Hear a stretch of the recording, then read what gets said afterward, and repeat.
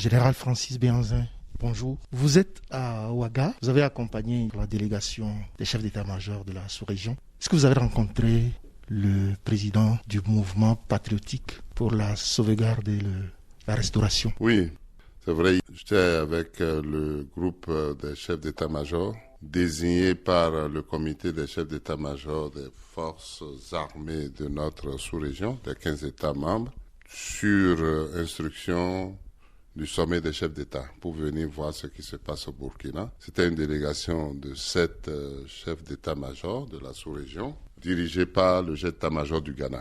J'ai entendu sur certains médias qu'il n'y avait que 3 chefs d'état-major. Non, c'est 7. Une délégation du mouvement nous a rencontrés et par la suite, nous avons eu un entretien avec le président du mouvement qui a donc pris les rênes du pouvoir ici au Burkina Faso. Que vous a-t-il dit? Qu'est-ce que vous lui avez répondu? De 3 raisons fondamentales. Mais je ne vous les dirai pas ici puisque c'est les chefs d'État qui nous ont missionnés pour ce déplacement. C'est à eux que nous devons rendre compte dans la semaine prochaine. Est-ce qu'il vous a au moins énuméré ses priorités en ce moment? Les priorités, excusez aussi que je n'en parle pas parce que c'est une mission des chefs d'État, mais ça s'est passé de façon globale dans une sérénité. Et la junte a justifié sa prise de pouvoir aussi par la question sécuritaire. Comment entend-elle prendre à bras-le-corps cette question aujourd'hui? Nous étions entre des hommes du métier des armes.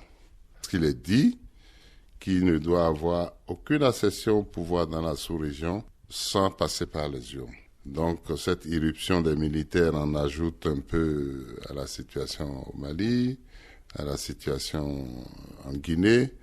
Et ça devient inquiétant aussi bien pour nous, les forces de défense et de sécurité. Qu'est-ce que la délégation conjointe CEDEAO-UA, on parle de cela, viendra faire concrètement?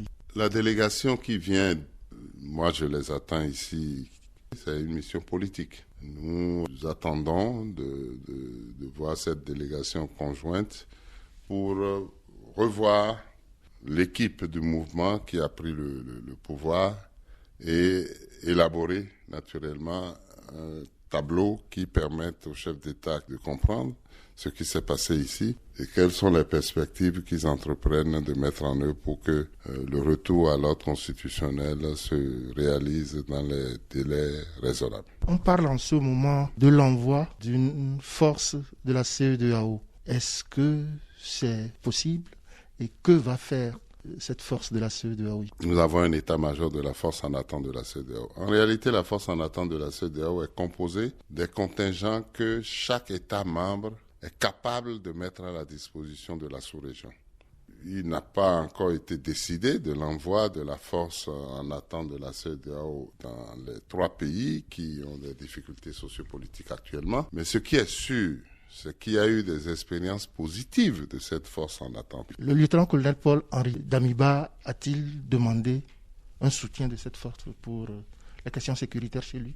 Le lieutenant-colonel Damiba, qui a pris les rênes du pouvoir ici, me paraît un homme disposé et disponible. Et lui-même, il l'a dit. Il est donc du métier des armes.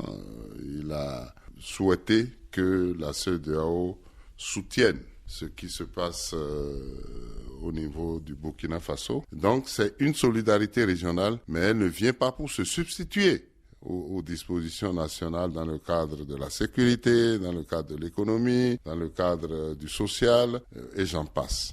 On parle en ce moment d'un sommet des chefs d'État jeudi prochain. Pourquoi aussi un sommet très rapidement?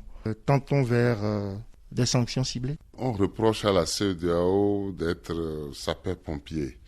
Mais je pense que c'est une méconnaissance de toutes les actions que la CEDEAO mène. Général Francis Béhanzin, merci. Merci.